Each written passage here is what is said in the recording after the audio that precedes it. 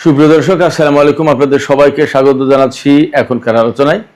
আপনাদের সঙ্গে আছি আমি সিরাজুল ইসলাম। দর্শক, ইরানের পক্ষ থেকে একদম সুস্পষ্ট ঘোষণা দেওয়া হয়েছে খুব জোরালো কণ্ঠে, আমেরিকা ইরানের উপর থেকে নিষেধাজ্ঞা প্রত্যাহার করতে বাধ্য হবে এবং ক্ষমা চেয়ে মধ্যপ্রাচ্য অঞ্চল ছাড়তে বাধ্য হবে। এত শক্তি ইরান পাচ্ছে কোথায়, কিসের বলে এই কথা বলছে। এপাশে ইরানের জাতীয় সংসদের স্পিকার বাকের কলিবফ বলেছেন, মধ্যপ্রাচ্য অঞ্চলের প্রতিবেশী যে সমস্ত দেশ তারা ইরানের সাথে যোগাযোগ করছে, তাদের পক্ষ থেকে বার্তা পাওয়া যাচ্ছে নতুন মধ্যপ্রাচ্য গড়ার বার্তা, নতুন আঞ্চলিক ব্যবস্থা গড়ার বার্তা। তাহলে কি আমেরিকা মধ্যপ্রাচ্য থেকে সরে যেতে বাধ্য হচ্ছে অথবা সরে যাচ্ছে এমন কোনো কথা? এদিকে সিরিয়ায় ইসরায়েল হামলা চালিয়েছে, একজন আহত এবং সিরিয়ার পক্ষ থেকে ব্যাপকভাবে নিন্দা জানানো হয়েছে। নতুন করে খবর বেরিয়েছে মক্কা চুক্তিতে সিরিয়া যুক্ত হতে পারে, সেই প্রক্রিয়া চলছে। প্রশ্ন হচ্ছে, সিরিয়া তো নেতানিয়াহুর সাথে লিয়াজোমেন্ট করে, সিরিয়ার বর্তমান যে প্রেসিডেন্ট আহমেদ আল সারা, নেতানিয়াহুর সাথে লিয়াজো মেনটেন করে তারা ক্ষমতা আসলো। তুরস্কের সাথে তাদের ভালো সম্পর্ক ছিল, তুরস্কের সাথে ইসরায়েলের ভালো সম্পর্ক ছিল। গোলমালটা লাগলো কোথায়, কি কারণে সমস্ত সবকিছু বদলে গেল, বিগড়ে গেল? এবং এই বিগড়ে যাওয়া, বদলে যাওয়ার যে ধরন আমরা যা দেখতে পাচ্ছি, তাতে মনে হচ্ছে তুরস্কের সাথে নেতানিয়াহুর বা ইসরায়েলের একটা বড় ধরনের সংঘাত শুরু হতেই পারে। এই যে সংকট, এই যে আশঙ্কা, এই যে শঙ্কা তৈরি হলো কেন, এর মূল কারণ কি, পেছনের কারণ কি? সুপ্রিয় দর্শক, চলুন আজকের ভিডিওতে এই বিষয়গুলো নিয়ে কথা বলি এবং ইসরায়েল আর তুরস্কের ভেতরে এই রকমের বড় টানাপোড়েন কেন সৃষ্টি হলো, কি কারণে সম্পর্ক তেতে উঠলো, পেছনের কারণ কি, ভেতরের কারণ কি, অন্তর্নিহিত কারণ কি, চলুন আমরা বোঝার চেষ্টা করি। সবার আগে বলে রাখি, যদি ভিডিও ভালো লাগে তাহলে লাইক, কমেন্ট, শেয়ার করবেন আর চ্যানেলটি সাবস্ক্রাইব করে সাথেই থাকবেন। দর্শক, চলুন আমরা বিস্তারিত আলোচনা করি। ইরানের জাতীয় নিরাপত্তা এবং পররাষ্ট্রনীতি বিষয়ক সংসদীয় কমিটির যিনি প্রধান ইব্রাহিম আজিজি, তিনি বলেছেন, আমেরিকা ইরানের উপর যে সমস্ত নিষেধাজ্ঞা দিয়েছে সে সমস্ত নিষেধাজ্ঞা প্রত্যাহার করতে বাধ্য হবে। শুধু প্রত্যাহার করতে বাধ্য হবে না, প্রত্যাহার তো করবেই, তারপরে ইরানি জাতির কাছে, ইরানি জনগণের কাছে তারা ক্ষমা চেয়ে এই অঞ্চল থেকে বিদায় নিতে বাধ্য হবে। খুবই মারাত্মক কথা, খুবই শক্তিশালী কথা, খুবই ইরানের জনগণের জন্য বা ইরানের বন্ধু যারা তাদের জন্য আশাবাদী হওয়ার কথা। প্রশ্ন থাকছে পেছনে যে এই রকম জোরালো কণ্ঠে বলার সাহস বা সুবিধা বা সুযোগ ইব্রাহিম আজিজি পাচ্ছেন কোথায়, কিভাবে সম্ভব এটা? আমার কাছে ব্যক্তিগতভাবে যা মনে হয়েছে সেটি হচ্ছে এই, যে ইরান যে সাহস, শক্তি, সক্ষমতা এবং পারঙ্গমতা দেখিয়ে এই পর্যন্ত যুদ্ধের 6 মাসের বেশি সময় পার করেছে এবং আমেরিকাকে ইরানের বিরুদ্ধে যুদ্ধ বন্ধ করতে বাধ্য করেছে, মধ্যপ্রাচ্যের বিভিন্ন ঘাঁটি থেকে সেনা এবং সামরিক সরঞ্জাম, বিমান থেকে শুরু করে অনেক কিছু সরিয়ে নিতে বাধ্য করেছে এবং মধ্যপ্রাচ্যে বর্তমানে যে সংকট, যে পরিস্থিতি তৈরি হয়েছে, তাতে আমেরিকা টোটালি মধ্যপ্রাচ্য থেকে স্থায়ীভাবে চলে যেতে বাধ্য এবং চলে যাওয়ার কাছাকাছি পর্যায়ে। শুধু তাই না, ইরান এই 6 মাস খুব ভালোভাবে যুদ্ধের ভেতর দিয়ে পরীক্ষা নিরীক্ষা করেছে আমেরিকার কোথায় কোথায় দুর্বলতা, দুর্বল পয়েন্ট কোথায় এবং কিভাবে কি করা হবে, কি করলে কি হয়, এগুলো সব ক্লিয়ার চিত্র ইরানের কাছে ভেসে উঠেছে। ইরানি জাতি তো গবেষণার জাতি, গবেষক জাতি। তারা এই সাইকোলজিগুলো, এই রিয়ালিটিগুলো একদম হাতে ধরে পরীক্ষা নিরীক্ষা করে দেখার ব্যবস্থা করেছে। এবং আপনারা খেয়াল করেছেন, আমেরিকার প্রায় সব ধরনের বিমান ইরানের মাটিতে ভূপাতিত করেছে, ভূপাতিত হয়েছে এবং ইরান শুটডাউন করেছে। এবং প্রচন্ড যুদ্ধের ভেতরে যখন তারা একেবারেই ইরানের গভীর অভ্যন্তরে গিয়ে একটা অভিযান চালালো, সেই অভিযান দিব্যি ব্যর্থ করে দিল ইরানের জনগণ, পুলিশ, আইআরজিসির লোকজন, এরা মিলে। ভাবা যায় এটা কি কোনো সাধারণ কথা? ইরান এই গত 6 মাস ধরে পরীক্ষা নিরীক্ষা করেছে যে আমেরিকার কোথায় দুর্বলতা, কোথায় তারা ভালো পারে, আর ইরানের কোন জায়গায় কি করতে হবে, একেবারে খুব ভালো করে ধীরে সুস্থে ঠান্ডা মাথায় বুঝে নেওয়ার চেষ্টা করেছে। এখন তারা সামরিক ডক্ট্রিন পাল্টে ডিফেন্সিভের জায়গায় অফেন্সিভ, আক্রমণাত্মক, এবং আজকে জোরালো ভাবে ঘোষণা দিয়েছে। কয়েকদিন আগে তো পুরস্কার ঘোষণা করেছিল, আজকে এই সামরিক ডক্ট্রিন পরিবর্তনের যে ঘোষণা, সেই ঘোষণার সময় বলেছে যে ইরানের সামরিক বাহিনী ঘোষণা করছে যে কোনো মার্কিন সেনাকে হত্যা বা জীবিত ধরে দিতে পারলে $30,000, মহিলারা ধরে দিতে পারলে পুরস্কার হবে দ্বিগুণ। কোনো অস্ত্র যদি উদ্ধার করতে পারে সেই অস্ত্র পয়সা দিয়ে কিনে নেওয়া হবে, এবং সেই অস্ত্রকে যে ব্যক্তি মার্কিন বাহিনীর অস্ত্র ছিনে নিতে পারলো তার নাম লিখে জাদুঘরে রাখা হবে। এগুলো শুধুমাত্র সাধারণ কথার কথা না, শুধুমাত্র সাধারণ পুরস্কার ঘোষণা না, এটার ভেতর দিয়ে ইরানি জাতিকে, এই যুদ্ধের সাথে পুরো জাতিকে ইনভলভ করে ফেলা হলো। এখন পুরো জাতির মাথার ভেতরে এইটা ঘুরবে যে কবে আমেরিকান সেনা ধরবো আর কবে টাকা পাবো। মানে প্রত্যেকেই অ্যাক্টিভ হয়ে যাবে। $30,000 একজন সেনা ধরতে পারলে বা মারতে পারলে। এবং এর মানে হচ্ছে ইরানের সামরিক বাহিনী ভীষণভাবে অ্যাগ্রেসিভ, অফেন্সিভ, তারা নিজেদেরকে আর গুটিয়ে রাখতে চায় না, এটাই তার প্রমাণ। ইরানি জাতি গত কয়েক বছর ধরে যে সাহস দেখিয়ে এসেছে, তার চূড়ান্ত বহিঃপ্রকাশ ঘটেছে 2025 সালের জুন মাসের 12 দিনের যুদ্ধে আর এবারের যুদ্ধে। ইরান কোনো যুদ্ধই ইনিশিয়েট করেনি, তারা হামলা করেছে, ইরান পাল্টা জবাব দিয়েছে। এবং এখন ইরান বলছে যে তারা নিজেরা আর ডিফেন্সিভ থাকবে না, নিজেদের আত্মরক্ষার জন্য না, এখন অফেন্সিভ। এইভাবে যদি ইরান সামরিক কৌশল গ্রহণ করে এবং মার্কিন সামরিক বাহিনীর বিরুদ্ধে যদি অভিযান শুরু করে, তাহলে মধ্যপ্রাচ্যে মার্কিন সামরিক বাহিনী টিকতে পারবে বলে মনে হয় না। এবং ইরানের পক্ষ থেকে কিন্তু পরিষ্কার করে বলা হচ্ছে, গতকাল বলা হয়েছে, আজকেও বলা হয়েছে, যে ইরানের বিরুদ্ধে যদি কোনো রকমের মিসক্যালকুলেশন করে, ভুল হিসাব নিকাশ করে, তাহলে তার চরম মূল্য দিতে হবে আমেরিকাকে। তার মানে আমেরিকা যদি কোনো মতেই ইরানের উপর বিমান হামলা চালানোর চেষ্টা করে অথবা স্থল অভিযান চালানোর চেষ্টা করে, তার জন্য ইরান প্রস্তুত এবং তার জন্য আমেরিকাকে মূল্য দিতে হবে, এটাই তিনি বলতে চেয়েছেন। পরিস্থিতি যদি এই রকম যায়, তাহলে অবশ্যই একসময় আমেরিকাকে ইরানের উপর থেকে নিষেধাজ্ঞা প্রত্যাহার করতে হবে। এছাড়া আরো কিছু ব্যাপার আছে। এই যে হরমুজ প্রণালী ইরান আটকে দিয়েছে, তেল চলাচল বন্ধ, বাব আল মানদেব প্রণালী আটকে দিয়েছে হুতিরা, তেল চলাচল বন্ধ, সারা বিশ্বের অর্থনীতি কলাপস করবে। এরই মধ্যে কাতারের অর্থনীতি গত বছরের তুলনায় এই বছরের 8% বেশি তাদের জাতীয় আয় কমে যাবে। কুয়েতের অর্থনীতি কলাপস করেছে, বাহরাইনের অবস্থা খারাপ, সংযুক্ত আরব আমিরাত তাদের তেলের ট্যাঙ্কিগুলো বাঁচানোর জন্য ইরানের ক্ষেপণাস্ত্র আর ড্রোন হামলা থেকে বাঁচানোর জন্য লোহার খাঁচার ভেতরে রাখছে, খাঁচা করেছে যাতে হামলা না হয়। তা ব্যালিস্টিক মিসাইলতে হামলা করলে ওগুলো টিকবে? টিকুক আর না টিকুক, সংযুক্ত আরব আমিরাত ইরানি হামলা থেকে বাঁচার জন্য এই করছে।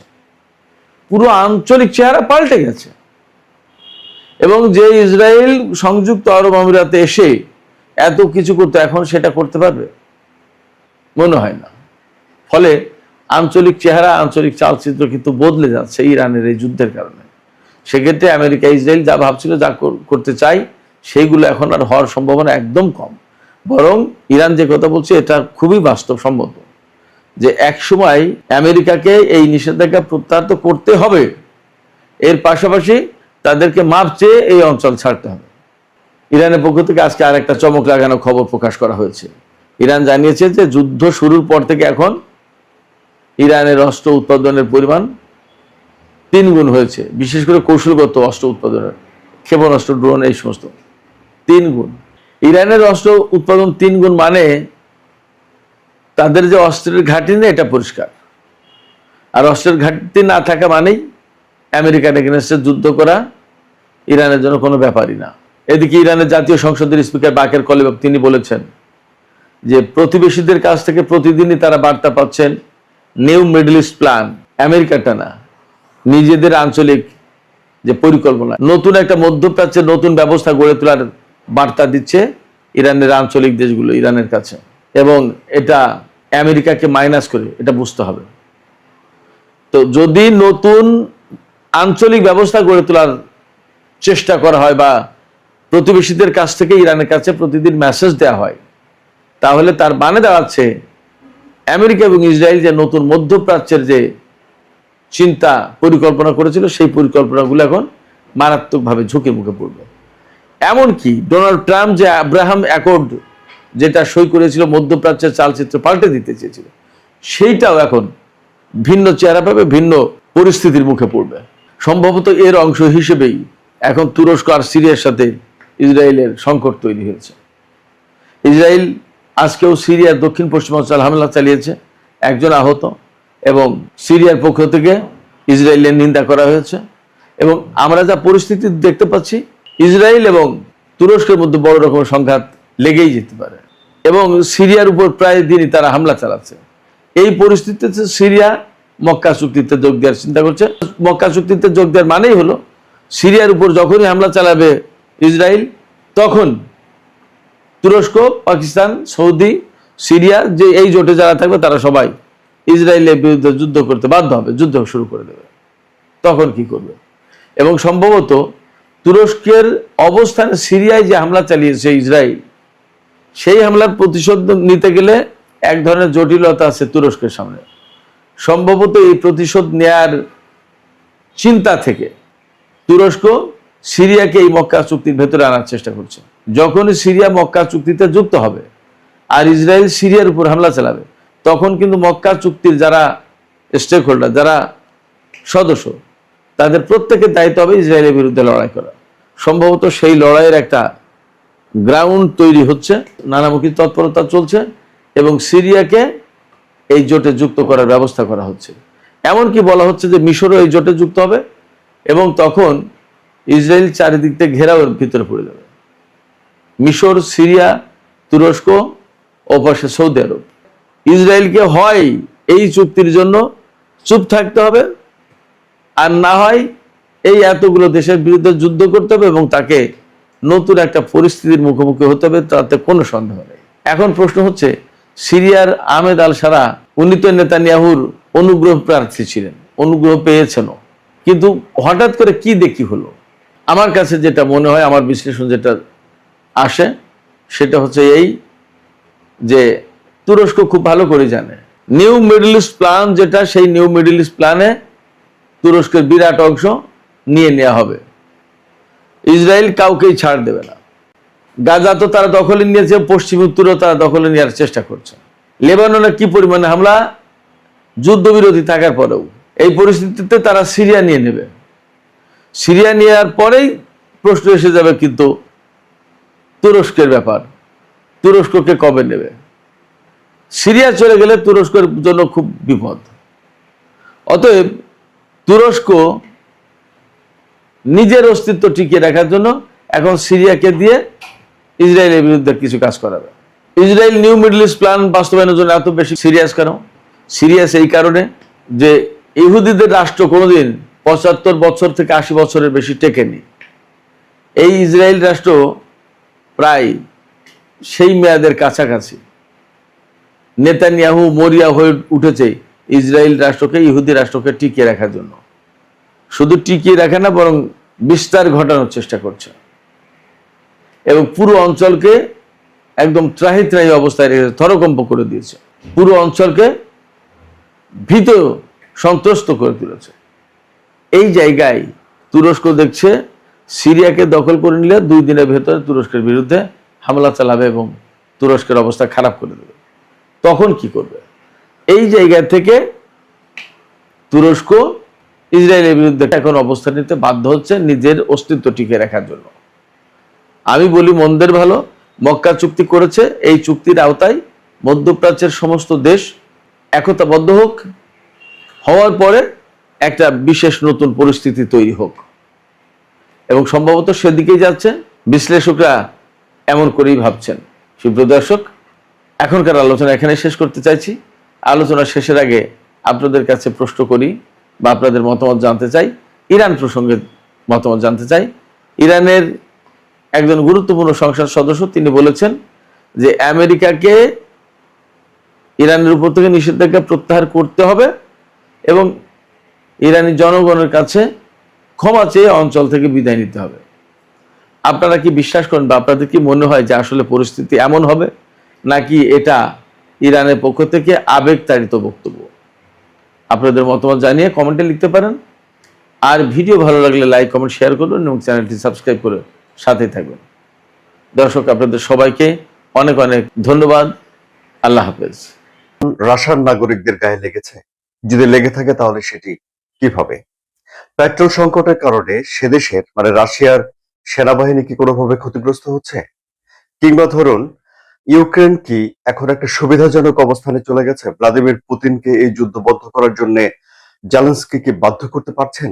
এই যে প্রশ্নগুলো মানুষের মনে ঘুরপাক খাচ্ছে, তার জবাব খুঁজবো এই কন্টেন্টে। আমি আনোয়ার সাদি আপনাদের সঙ্গে রয়েছে।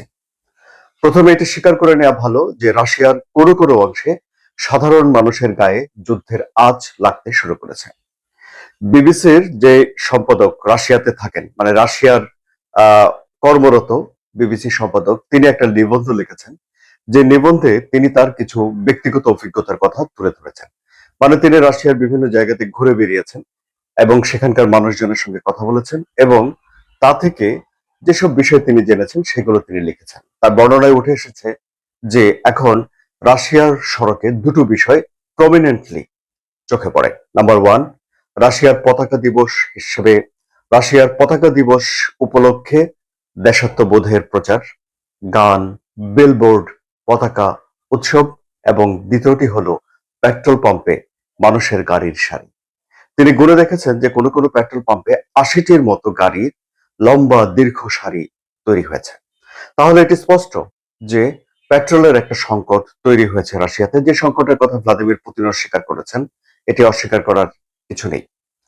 এই যে পেট্রোলের সংকট তৈরি হয়েছে, এই সংকট কেন? কারণ হলো যে ইউক্রেন রাশিয়ার তেল শোধনাগারগুলোতে ব্যাপকভাবে আক্রমণ করেছে এবং সেগুলো একটা মেরামত প্রক্রিয়ার ভেতর দিয়ে যেতে হচ্ছে। সুতরাং তেলের শোধনাগারগুলোর মেরামত করা, আবার উৎপাদন বাড়ানো, এই যে পরিস্থিতি, এই পরিস্থিতির ভেতর দিয়ে যেতে গিয়ে রাশিয়াতে পেট্রোলের সংকট দেখা দিয়েছে। এখন রাশিয়ার মতো একটা দেশে পেট্রোলের সংকট দেখা দেওয়া এটা একটা অস্বাভাবিক ঘটনা। কারণ হলো যে রাশিয়া একটা জ্বালানি পরাশক্তি। রাশিয়ার এক্সপোর্ট আইটেমের ১ নম্বরেই আছে জ্বালানি। ৫০ বছর ধরে ইউরোপের বাজারে রাশিয়া জ্বালানি তেল বিক্রি করেছে। এখন এই ২০২২ সালে ইউক্রেনের সঙ্গে যুদ্ধ শুরু হওয়ার পর ইউরোপের বাজার রাশিয়া ধীরে ধীরে হারাতে থাকে। ফলে রাশিয়াকে ভিন্ন বাজার খুঁজে নিতে হয়েছে, কিন্তু তারপরও রাশিয়ার তেল বিক্রি করা বন্ধ হয়নি। ইউরোপ এবং জেলেনস্কি তারা হিসেব নিকেশ করে বের করেছে যে এই তেল বিক্রির টাকা যতদিন পর্যন্ত মিস্টার পুতিন হাতে পাবেন ততদিন পর্যন্ত তিনি যুদ্ধ বন্ধ করার বিষয়টি নিয়ে ভাববেন না। যে কারণে এই রাশিয়ার উপরে নিষেধাজ্ঞা আরোপ করা, আক্রমণ করা, তেল অবকাঠামো ধ্বংস করা, এসব বিষয়গুলোর ব্যাপারে মনোযোগী হয়ে উঠেছে ইউক্রেন। তাহলে দেখা যাচ্ছে যে তেলের একটা সংকট তৈরি করতে ইউক্রেন সক্ষম হয়েছে। কিন্তু তার মানে কি এই দাঁড়ায় যে এই যুদ্ধে একটা আপার হ্যান্ড নিয়ে গেছে ইউক্রেন? না, বিষয়টা ওরকম দাঁড়ায় না। কারণ হলো যে এই সংকট সহসাই কাটিয়ে ওঠার আশাবাদ সরকারের তরফ থেকে, মানে পুতিনের তরফ থেকে প্রচার করা হয়েছে এবং তারা এই বিষয়টিকে কোনোভাবেই আমলে নিচ্ছে না। আবার ধরুন, যে উদ্দেশ্য থেকে ইউক্রেন এই হামলাগুলো করে রাশিয়ার তেল শোধনাগার ক্ষতিগ্রস্ত করেছে, যে এতে করে রাশিয়ার যুদ্ধ করার সক্ষমতা কমে আসবে, এর কোনোটাই সামরিকভাবে রাশিয়াকে কোনো রকম প্রভাব ফেলছে না। সাধারণ মানুষদের রাশিয়ার কোনো কোনো অঞ্চলে দীর্ঘ সারিতে দাঁড়িয়ে পেট্রোল পাম্প থেকে পেট্রোল সংগ্রহ করতে হচ্ছে বটে, কিন্তু রাশিয়ার সেনাবাহিনীর কোনো রকম ইম্প্যাক্ট এই ঘটনায় পড়ছে না। কারণ হলো রাশিয়ার সেনাবাহিনী ডিজেল ব্যবহার করে, পেট্রোল ব্যবহার করে না। এখন তাহলে রাশিয়া কি করছে এই সংকট মোকাবেলা করার জন্য? দুটো উদ্যোগ নিয়েছে। নাম্বার ওয়ান, রাশিয়া পেট্রোল আমদানি করছে। মানে এটা ভাবা যায় কখনো যে রাশিয়ার মতো একটা দেশ যারা এত পরিমাণে তেল উৎপাদন করে, বিশ্বের দ্বিতীয় বৃহত্তম তেল উৎপাদনকারী দেশ রাশিয়া, এখন পেট্রোল আমদানি করছে বিশ্বের বিভিন্ন দেশ থেকে। দ্বিতীয় যে কাজটি করেছে সেটি হলো যে রাশিয়ার নিম্নমানের কিছু পেট্রোল উৎপাদন করা এবং বাজারজাত করার অনুমতি দিয়ে দিয়েছে, যা আগে নিষিদ্ধ ছিল, যাকে ইউরো 2 নামে পরিচিত।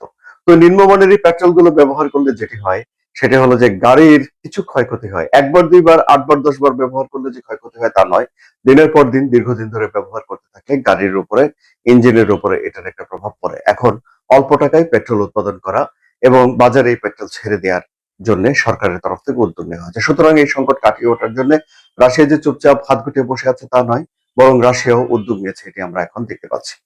এদিকে এই যে দ্বিতীয় যে উদ্দেশ্য এখন বুকে পোষণ করে জেলেনস্কি যুদ্ধ করছেন সেটি হলো যে রাশিয়ার নাগরিকদের ভেতরে যুদ্ধের ভীতি পৌঁছে দেয়া, রাশিয়ার সাধারণ নাগরিকদের গায়ে যুদ্ধের আঁচ লাগিয়ে দেয়া, যে কারণে তিনি মস্কোর ভিতরে আক্রমণ করছেন, বিভিন্ন জায়গাতে আক্রমণ করছেন, যেন রাশিয়ার নাগরিকরা আতঙ্ক নিয়ে ঘুমাতে যায়, যেন তারা ফুঁসে ওঠে এবং পুতিনের বিরুদ্ধে যেন তারা যুদ্ধ বন্ধ করার জন্য ব্যাপকভাবে চাপ দেয়, এরকম একটা উদ্দেশ্য জেলেনস্কির কাজে রয়েছে। কিন্তু এখনো পর্যন্ত রাশিয়ার ভিতরে ওরকম ভাবে বড় বিক্ষোভ দানা বেঁধে ওঠার কোনো খবর কোনো গণমাধ্যম দেয়নি। বরং হ্যাঁ, জ্বালানি তেল যদি কিছুটা পাওয়া না যায় তাহলে তা নিয়ে তাদের হয়তো কিছুটা কষ্ট রয়েছে, কিন্তু সেই কষ্টটা এখনো ঘনীভূত হয়ে ওঠেনি বলেই গণমাধ্যমগুলো বলছে। এই হলো গিয়ে রাশিয়া ইউক্রেন যুদ্ধের সবশেষ পরিস্থিতি, যা আমি জেনেছি, আমি আপনাদের সঙ্গে শেয়ার করলাম। এটা একটা নতুন ইনফরমেশন আপনাদেরকে আমি দিলাম। সো এই আলোচনা আপনাদের কেমন লাগলো নিশ্চয়ই আপনারা কমেন্ট করে জানাবেন, লাইক শেয়ার করবেন এবং জিও পলিটিক্স এর জটিল বিষয়গুলো সহজে জানার জন্য সাবস্ক্রাইব করে চ্যানেলের সঙ্গে থাকবেন। ধন্যবাদ সবাইকে।